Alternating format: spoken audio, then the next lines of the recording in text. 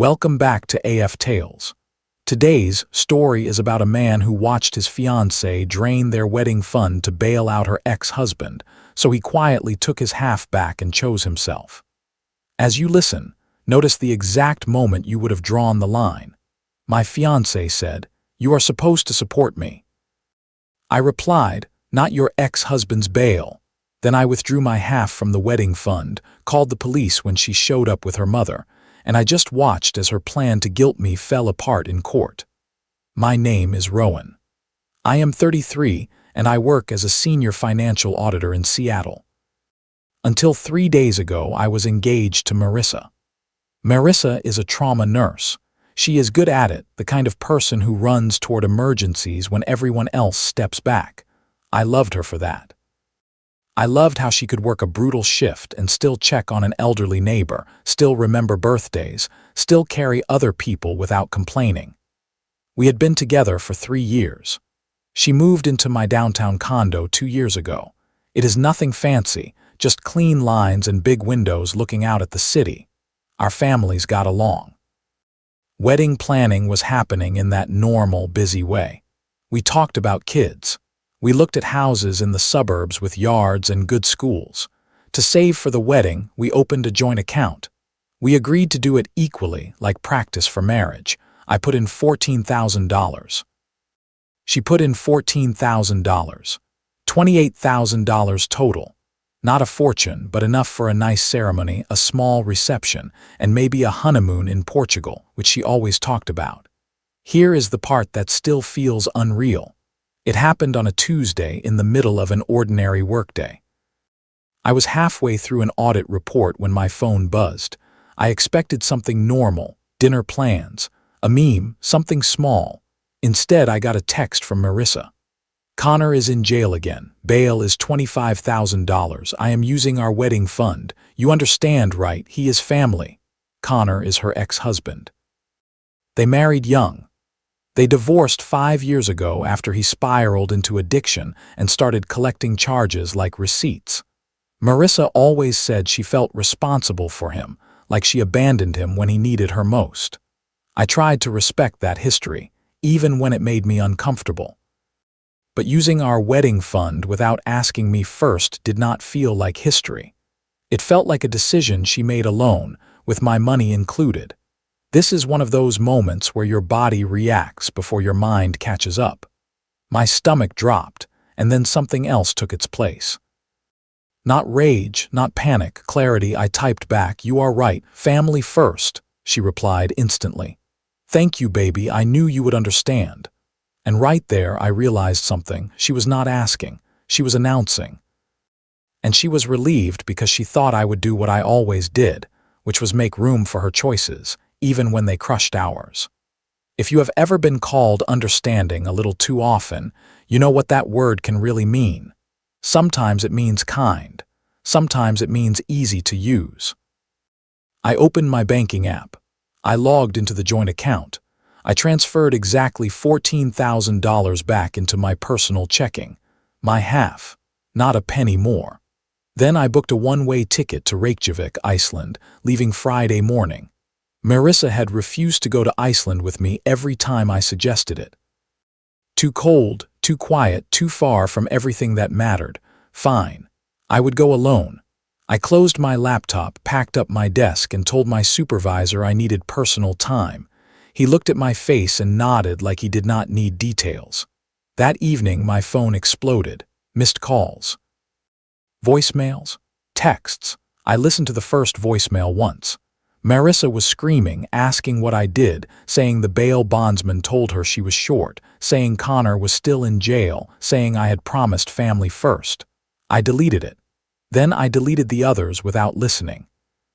I sat in my quiet condo while rain tapped the windows, and I said something out loud that surprised me. I am putting family first. Mine. Because here is the truth. Marissa was not panicking only because Connor was in jail. She was panicking because I had finally stopped volunteering to be her backup plan. 2 days later, at 7:00 in the morning, someone started pounding on my front door.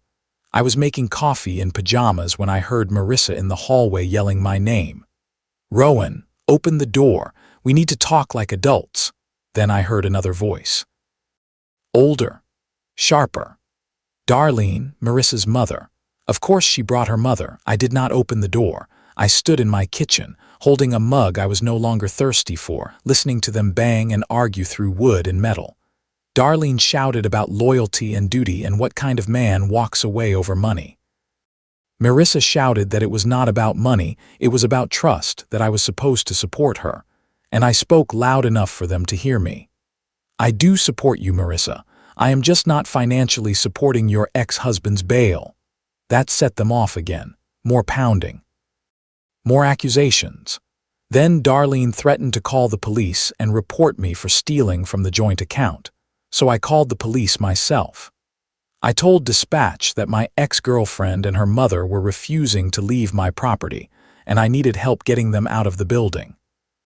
2 officers showed up about 20 minutes later. By that time, Marissa and Darlene were fully worked up, like they had fed each other anger until it became fuel. Darlene launched into a speech about domestic theft, about me stealing wedding funds, about me financially abusing her daughter. The older officer asked for documentation. I handed him 3 things. The deed showing I was the sole owner of the condo, the joint account statements showing equal contributions, and a screenshot of Marissa's text where she said she was using the wedding fund without asking me. He read quietly. Then he looked at Marissa with a tired kind of disappointment. "Ma'am, this is not theft. He withdrew his own contribution. This is a civil matter at best, and I do not think you would win in court." Marissa's face changed fast, like the story she planned was collapsing in real time. Darlene started talking about corrupt police and bias. The younger officer stepped forward and told them they needed to leave. If they refused, they would be escorted out. As they walked away, Marissa yelled one last thing at my door, saying I would regret it, saying I would grow old alone with my spreadsheets.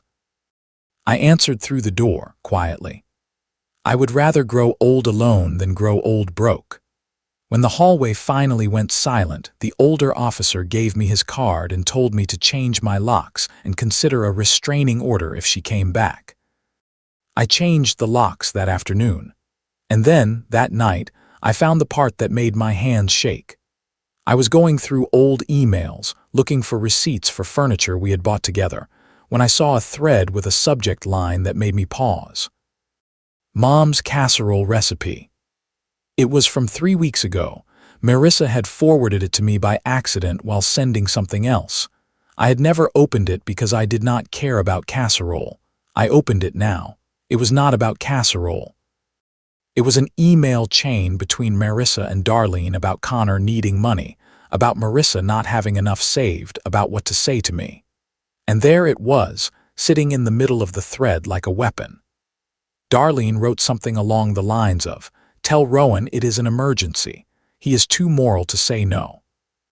Men like him break under guilt. If he hesitates, tell him Connor might die in jail. He will cave. He always does." Marissa replied that she would handle it, that I was predictable. If you have ever had someone call you predictable like it is a feature they can use, you know how cold that feels. This was not a panic decision she made on Tuesday. This was planned. I forwarded the entire email chain to my personal account. Then I sent it to my lawyer, Daniel Rivers, who is also my best friend from college. He called me 5 minutes later. "Rowan," he said, "please tell me you are seeing what I am seeing." "Yeah," I said, "I am seeing it." He told me to save everything. He told me it was evidence of manipulation at minimum, and if she tried to come after me legally, it would destroy her case. I told him I could feel a lawsuit coming. He paused and said, "Let her. We will be ready." A month later, a certified letter showed up at my office. Inside was a summons. Marissa, represented by her mother's lawyer, was suing me for $14,000 in stolen funds, plus $3,000 in emotional damages, plus $2,000 for shared property loss. My coworker Brian saw my face when I opened it and asked if I was okay. I handed him the paper and watched his expression go from confusion to disbelief to anger. He asked if she could actually win. I told him no, but she could still cost me time and money. Daniel was not calm when I sent him the summons. He sounded genuinely offended, like someone had filed a lawsuit against logic itself. We prepared for court. Daniel filed for discovery, which meant Marissa had to turn over bank statements, texts, and correspondence about the wedding fund. Her side tried to fight it. They tried to limit what we could see. The judge shut that down quickly. Then the discovery documents came in, and we found something even worse than the email. Marissa had wired $9,000 to Connor's lawyer 2 days before she sent me that emergency text about bail. 2 days, which meant she already had money moving. She already knew what was happening. The message to me was not an update. It was a performance, timed to guilt me into letting her take everything. That is when I stopped feeling confused and started feeling clean about my decision. Because if someone can rehearse your guilt, they can rehearse your future too. The court date landed on a rainy Thursday. I wore a gray suit with no tie. I kept my face neutral, the way I do in meetings when I am presenting findings that someone will not like. Marissa showed up in a conservative dress. Darlene sat beside her. They both looked at me like I had ruined their lives on purpose. Marissa's lawyer spoke first. He described me as cold and financially abusive, said I abandoned my girlfriend in her time of crisis, said I stole funds out of spite, said I refused to support her family. Then Marissa took the stand. She cried. She talked about loving Connor like a brother.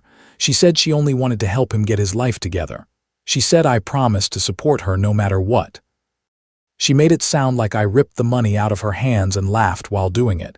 Daniel stood up when it was our turn. "Your Honor," he said, "we would like to present evidence that changes the nature of this case." He handed over the binder, bank statements, screenshots, the email chain.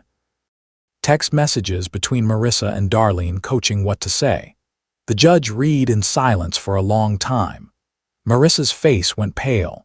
Her lawyer started flipping through his notes like he was searching for a missing floor under his feet. Then Daniel called me to the stand. He asked me to explain what happened. I did what I do for a living. I explained the joint account. I explained equal contributions. I explained Marissa's text and my response, and I explained why I withdrew my half. I realized, I said, that Marissa did not see me as a partner. She saw me as a resource. And the moment I stopped being useful, I became the enemy. Daniel entered the email chain into evidence. He entered the bank statements. He pointed out the wire transfer made 2 days before the emergency text. The judge looked directly at Marissa. "Miss Keene, did you wire $9,000 to Mr. Wade's attorney before texting Mr. Hale about bail?" Marissa tried to answer, but it came out messy. "Yes, but it was different. She was just trying to help." The judge flipped pages again and asked about the email chain with her mother, the one describing how to manipulate me. Marissa cried harder and said I abandoned her. I abandoned Connor. What was she supposed to do? The judge set down the binder and folded his hands. "Miss Keene, Mr. Hale withdrew his own contributions from a joint account. That is not theft. What you attempted to do, however, borders on fraudulent misrepresentation. Case dismissed. Mr. Hale is awarded court costs and legal fees." Darlene made a sound like the air left her lungs. Marissa sat frozen. I gathered my things, shook Daniel's hand, and walked out. No speech. No victory lap, just relief. Outside, Daniel caught up with me and said, "You did not lose her. You dodged a bullet with perfect accuracy." For the first time in weeks, I smiled. The next morning, I got a call from an unknown number. I almost ignored it, then I answered. It was Connor. His voice sounded rough, tired, like someone who has lived in consequences for a long time. He told me he heard what happened. He said I did the right thing. He said Marissa had been trying to save him for years and it was killing her, and maybe this was what they both needed to finally move on. Then he hung up. I stood in my kitchen with my phone in my hand, realizing the strangest part of all of it. Even the ex-husband I was supposed to hate understood the boundary that Marissa could not accept. Sometimes the kindest thing you can do is stop enabling someone's self-destruction. I went to Iceland. I worked remotely. I watched the northern lights between conference calls. I hiked lava fields on weekends. People asked if I felt guilty, if I regretted how it ended. The truth is complicated, but not in the way people think. Do I regret losing Marissa? I regret not seeing who she was sooner. Do I feel bad that Connor went to jail? No, he made his choices. Marissa enabled them for years. Do I feel vindicated after the lawsuit? A little. Mostly, I felt free. The aftermath still reached me through mutual friends. Marissa lost her nursing job a few months later. I heard she had an outburst at work during a stressful shift, and the hospital decided not to renew her contract. Connor got sentenced to 18 months for wire fraud and credit card theft. It was not tied to the bail situation, but it was part of the same pattern. Marissa tried visiting him for a while, then stopped. Even she has limits, apparently. Darlene filed for bankruptcy. She co-signed Connor's bail bond, and when his life went the way it always goes, she got stuck with the bill. Last I heard, she was in a one-bedroom apartment and working part-time at a grocery store. I do not take pleasure in that. I also do not feel sorry for her. She made her choices too. The mutual friends said Marissa and Darlene blamed me for everything. The job loss, the bankruptcy, Connor's sentence. In their story, I was the villain. One friend told me Marissa said, if Rowan had just helped us, none of this would have happened. I laughed when I heard it, not in a mean way, in a real way. Because even after court, even after evidence, even after losing, she still thought the problem was my refusal, not her entitlement. I told my friend one sentence. I would rather be the villain in their story than the victim in mine. Here is what I learned, and I am saying it plainly because it matters. You cannot save people who do not want to be saved. And you should not light yourself on fire to keep someone else warm, especially when they are standing next to a working heater and refusing to turn it on. There is one more thing, something I did not expect. 2 months after all of this, I met someone. Her name is Lydia. She is a travel photographer from Norway. We met at a viewpoint while I was trying to photograph the northern lights with my phone and failing. She walked up and offered to help with camera settings like it was the most normal thing in the world. We talked for 3 hours about travel, about photography, about why people choose cold places on purpose. She did not ask for my past. She did not try to fix me. She just existed next to me peacefully like 2 adults sharing the same view. We have been seeing each other since then. Nothing intense. Coffee dates. Long walks. A quiet movie night in my rented apartment. She is heading to Scotland next month for work, and I am thinking about joining her for a week. What I like about Lydia is simple. She does not rescue people. She explores with them. She does not need me to save her, and she does not expect me to pay for someone else's chaos to prove I love her. Looking back at Marissa now, the signs feel obvious. The way Connor's emergencies always came first. The way Darlene always had an opinion about our finances. The way Marissa called my boundaries cold whenever they got in her way. I thought I was being supportive. Turns out I was being a doormat. And the moment I stood up, I became the villain. That tells you everything about her and nothing about me. So here are the lessons I am taking with me. Lesson 1. A joint account is not a test of love. It is a shared responsibility, and shared means both people agree. Lesson 2. If someone makes big decisions that affect you without asking, that is not partnership. That is control. Lesson 3. Guilt is not the same as compassion. People who use guilt as a tool will keep using it until it stops working. Lesson 4. You are allowed to set a boundary even when someone calls it selfish. Sometimes selfish is just what it looks like when you stop being usable. Lesson 5. Helping someone is not the same as enabling them. If your help keeps the same problem alive, it is not help anymore. Now I want to ask you something. If you got that text, I am using our wedding fund, you understand, right? What would you do next? And where do you think the real line is between supporting a partner and becoming their backup plan?